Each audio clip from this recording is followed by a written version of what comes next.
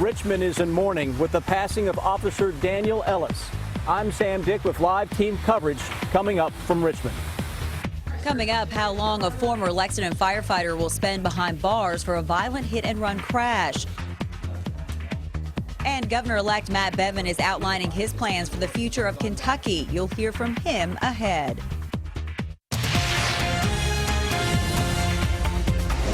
This is WKYT News at 4:30. Good afternoon to you. Amber Philpott and Jennifer Palumbo reporting. A central Kentucky community is shocked and saddened today after the tragic news that Richmond police officer Daniel Ellis died overnight. Officer Ellis's body was taken to the state medical examiner's office overnight in Frankfort. Then this afternoon, his body was taken to a funeral home in Richmond. Our Sam Dick is live outside the Richmond Police Department with the latest on the community's outpouring of support. Sam? Jennifer and Amber, just an incredibly sad day here. We're in front of the Richmond Police Department. Behind me, Officer Ellis's patrol car. Some people, like many today, stopping by. If you can see them, they're paying their last respects. This is his patrol car covered in flowers and cards and mementos. I'm going to have Dean pan up because the Richmond Fire Department brought out their ladder truck here. So the ladder's fully extended, and from it, an American flag, huge flag, flying from the top of that ladder above his squad car. It's a symbol of his dedication and his duty to this community and this country. I have to tell you that something really touching happened here just a little while ago. A man and what looked to be his 4 or 5-year-old son stopped here to pay their respects, and he knelt down next to his son and tried to explain what has happened here. For us adults, it's even hard to understand. You can only imagine a 4 or 5-year-old trying to gather in the tragedy, but that's what's happened here. A lot of people, young and old, paying their last respects to Officer Ellis. Many businesses here in Richmond have pitched in as well to show their support. Jackson's Restaurant's one example. They're over on South 3rd Street, and they offered free meals to anyone in law enforcement through Monday. The owner says that police officers often stop by his restaurant for lunch. I do feel a need to, just try to do whatever I can do to help out everybody there. We've always had a lot of the local law enforcement here in the past eating with us and stuff. He tells us that 10 police officers came into the restaurant for lunch just this afternoon. Other businesses throughout Richmond are holding fundraisers for Officer Ellis's family. Starting at 10:30 this morning, the Rolling Bistro food truck on the corner of First and Irvin in downtown Richmond held a fundraiser of their own. All the proceeds from lunch today went towards Officer Ellis's wife and young son. Owner Brandy Bowles says it's the least they could do to help a family in need. We have had people donate $500, $200, $300, $100. I mean, I have no idea. We're probably at $5,000 if I had to guess. Bowles says that normally the food truck generates about $1,000 of sales for lunch. Back here live, and I want to point out something. Officer Ellis's car, below all these flowers, has a black drape over the hood of the car, and then up here where the lights and sirens are, another black covering, symbolizing that his duty is done, but his dedication, his loyalty to this community, his hard work will never be forgotten. Amber and Jennifer, I send it back to you. Sam, thank you. It is certainly very striking to see those black areas over his cruiser there tonight. A former Lexington firefighter has been sentenced to 10 years in prison for a hit-and-run crash. Jared McCargo was found guilty of assault and DUI in last year's crash outside the Beer Trap. The crash seriously injured a National Guard soldier from Guam. Kristen Kennedy has more now from court. This afternoon in court, the judge did go with what the jury recommended, 10 years. Jared McCargo didn't say much during sentencing Friday afternoon. The jury found him guilty back in September on 6 counts, including assault and DUI. Police say in September 2014, McCargo drove drunk, backed up into a bar and its patrons, and then drove off. He hit Guam National Guard soldier Noel Espino. Espino lost his leg in the wreck. McCargo's attorney spoke for him in court. It's tragic. The court and Commonwealth and all families were present for the trial, and I think everything was laid out pretty thoroughly during that trial. McCargo's attorney said that he will file an appeal in Lexington. Kristen Kennedy, WKYT. The cargo must also pay restitution of $500. The judge says that is the amount of expenses left to cover. Lexington police are investigating an early morning robbery. Police say a man wearing a hoodie walked into the Speedway on New Circle at Meadow Lane around 2 this morning. He stole cash before running behind the store. Clerk was too shaken up to talk to us about that crime. Some showers are lingering around in the Bluegrass area this afternoon. And chilly air is returning for the weekend. Let's check in with Chief Meteorologist Chris Bailey. Chris? Yeah, getting us back to normal around here for a change. What is that all about? Those chilly showers that you're talking about this evening slowly beginning to push on out of town. It's really not that chilly now. A lot of upper 60s showing up, even a hint of some sunshine here into southeastern Kentucky. Ironically, the area is getting in on a peak of sun into southeastern Kentucky. We'll have a little better chance than everyone else on picking up some raindrops as we go through the evening.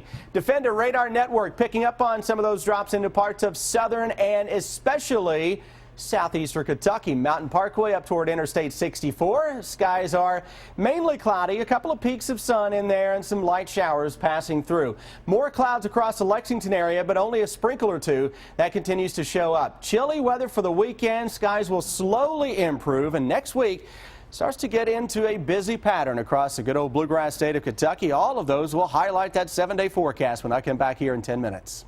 We'll see you then, Chris. Kentucky Governor-elect Matt Bevin was at the Capitol today outlining his plans for the future. He is only the second Republican governor in the state in 4 decades. As Rebecca Smith reports, Governor-elect Bevin touched on some top priorities he expects to have in office.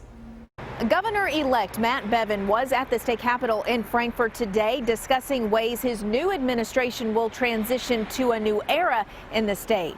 Bottom line is this. Bevin addressed the media a day after announcing his transition team. The most pressing topic of discussion was the state's healthcare exchange Connect. It is a redundancy that we as taxpayers in the state are paying for twice. We will, during open enrollment, transition people from the state to the federal level. For those concerned about losing their health insurance, I had no health coverage in my entire life until I was an active duty Army officer in my 20s. I know what it's like to live in that world. I know the concerns that people have. Bevin also said one of the first things he'll do in office is remove clerks' names from marriage license forms. We will take the names off those forms. We will do that by executive order. We will do it right out of the gate. Bevin met with lawmakers on both sides of the aisle and his transition team today. He says he will announce his general counsel as well as his chief of staff next week. In Frankfort, Rebecca Smith, WKYT. Before the governor-elect held his news conference at the Capitol, he gave his first interview since being elected governor with our Bill Bryant. You'll hear a portion of that interview on WKYT News at 5. Doctors in London are calling it a breakthrough treatment. A new experimental therapy appears to have cured a baby with leukemia. Tina Krause reports from London. 1-year-old Layla Richards has no trace of leukemia left in her small body, months after doctors told her parents she had no chance to survive. Ashley Richards says he begged specialists to try anything to save his little girl. I took the gamble, and this is her today, standing, laughing, giggling. She was so weak before this treatment, and this is horrible. It's horrible. And I'm just thankful. Doctors at Great Ormond Street Children's Hospital in London gave Layla a new experimental genetic therapy that had only been used in mice. The treatment manipulates the body's immune cells to target cancer cells. The technology itself has got enormous potential. That is a lovely dress. Layla also had a bone marrow transplant to replace her entire blood and immune system. Scientists stress it's too early to tell if other patients will respond the same way she did. These cells appear to have worked incredibly well for her, but that doesn't mean they're going to work for the next 5 or 10 children that we treat, and we need to do some proper studies to learn just how good they are. Months after the treatment, Layla is now home with her older sister, enjoying the things children do. Tina Krause, CBS News, London. Layla was 3 months old when she was diagnosed with leukemia. Chemotherapy and an initial bone marrow transplant both failed to help her. This week at the CMA Awards, they took home Vocal Duo of the Year. Deanne Stevens is out and about in Music City with Florida Georgia Line. Hi, Deanne. Hey, good afternoon, guys. We are here in Nashville. It has been a fabulous week, a long week. I guess these guys here from Florida Georgia Line know all too well how you stuff everything in 1 week for CMA Week. What year is this for you all now, CMAs? I think our third year. Is that right? Third year, I believe so, yeah. Third or fourth? Feels like our 12th year. I was going to say. I'm just kidding. It's amazing. It is a great week, and it's cool because you know, you get to see everybody, you get to hang out, you get to really, like you said, you stay busy, you knock a lot of work out, and you get to see a lot of friends, and it's fun at the same time. So is it getting old yet? Is it getting old? No, man, we're just getting started. I think we're more motivated and you know, encouraged than ever. Our fans are amazing, and country radio's been so good to us, and nothing but good vibes here, man. We're working harder than ever. You are cranking them out right and left. Another #1 song on Media Base this week. Congratulations on that. Where do we go from here for Florida Georgia Line? Well, appreciate it. Hopefully, you know, like BK said, we're working on album 3 and feeling really confident about that and the songs on that album, and we think our fans are going to love it. So we're going to just continue to try to put out the best music we know how and put on the best show possible and just have fun doing it. So when you have a week like this, I got to ask, because, you know, Officer Don and I are stuck together all week. I mean, day and night. Do you ever get sick of each other? No.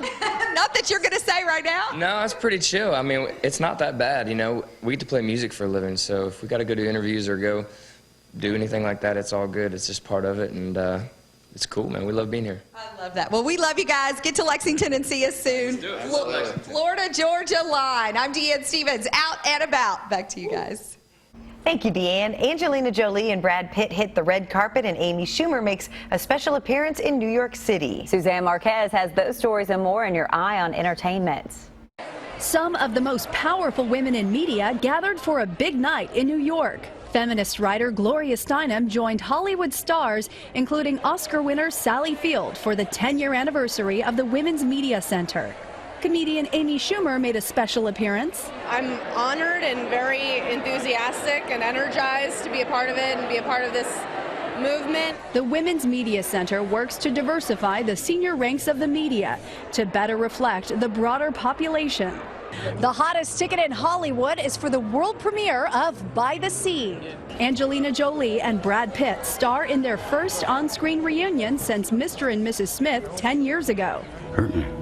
Get it over with. Jolie Pitt both wrote and directed the drama, which is set at a French resort and tells the story of a marriage on the rocks. By the Sea opens next Friday. Seal's newest album is out today, including the romantic single Every Time I'm With You.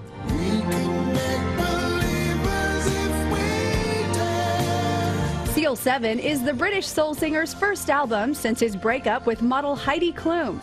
It's described as an exploration of love and all its implications. And that's your Eye on Entertainment. Suzanne Marquez, CBS News, Hollywood.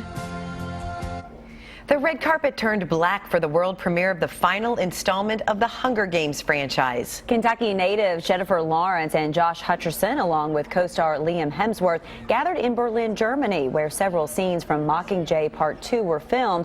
All three said they were sad to see the series end, and it would definitely be a family they would miss. I haven't been able to process that this is the last world premiere. Oh my God, it's the last world premiere. Oh my God, that's so sad. The Hunger Games Mockingjay Part 2 hits theaters here in the U.S. November 20th.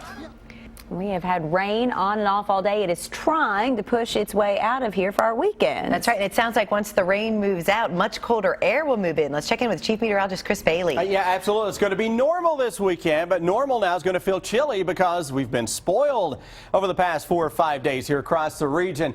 Beautiful sky cam coming out of southeastern Kentucky. National Weather Service Jackson, look at the mix of sun and clouds over top. You do have some raindrops not too far away from this shot, but overall, it's still a pretty good looking live sky cam coming out of southeastern Kentucky. And I'm noticing a little break in the action here across the Lexington Metro too. Defender radar network is not picking up on a ton of moisture, just some scattered showers, but I think we'll see a little broken line of some showers and maybe a rumble of thunder trying to pop to the southeast of us as a cold front enters parts of southeastern Kentucky. But that drying trend does settle its way on into town overnight and into our Saturday as temperatures take a little drop. Busy afternoon on the roadways. It's a Friday. It's always busy. UK game day down at Rupp Arena. Let's see how things are moving along. Here's Officer Don. We have 3 collisions working right now. One's been there for a while. It's at the Liberty and Mickey Lane. Both directions Liberty Road impacted because of that crash. Now a new one. This one's on Manowar at Darby Creek. That is affecting traffic on both the inner and outer loops of Manowar near Richmond Road. That's the Darby Creek traffic we're dealing with. And then a crash at Southland and Eastway. That one been there a few minutes. 2, not so bad getting past that one. They are in the cleanup is there. Of course, downtown tonight, the game, and looking at High Street, South Broadway, North Broadway, all routes into Rupp Arena, starting to get busy. All right, we lost Officer Don there, but Officer Don, thank you for the information, though. Good news for chocolate lovers. Emus on the loose and an on-air surprise. It's the video that will have you talking. Take a look at this. If you love chocolate but hate how quickly it melts, you can thank Belgium for solving the problem. A famous Belgian chocolatier has created a chocolate with a higher melting temperature. The chocolate maker Barry Callebaut has launched a new line of the sweet treat. Well, there's now an increasing demand for chocolate products in warmer climates. The new recipes have a melting point that's about 4 degrees Celsius higher than normal. All right, the emu is the 2nd largest living bird in the world by height, so you can imagine how surprised people near Tucson must have been when they saw 4 of the big birds on the loose in their area. The emus had escaped their owner's property and took a tour of the neighborhood before authorities were able to make the collar and return them to their owner. It is the first time authorities in Arizona have had their hands full with exotic animals. Back in February, you may remember, police had to chase down 2 escaped llamas, which were roaming a retirement community. Well, it's not quite the ad-lib you expect from an on-air personality. A man surprised his girlfriend with an on-air proposal at our sister station in Fargo, North Dakota. With a surprised face and tear-filled eyes, she said yes. The two have been dating for 5 months when he popped the question, and the reporter is thanking all of the viewers for their support. I guess it's a good thing she said yes. That would have been really embarrassing. Yeah, those never get old seeing, except if that happens. All right, please stick with us. Here's what we're working on for you now at 5 o'clock.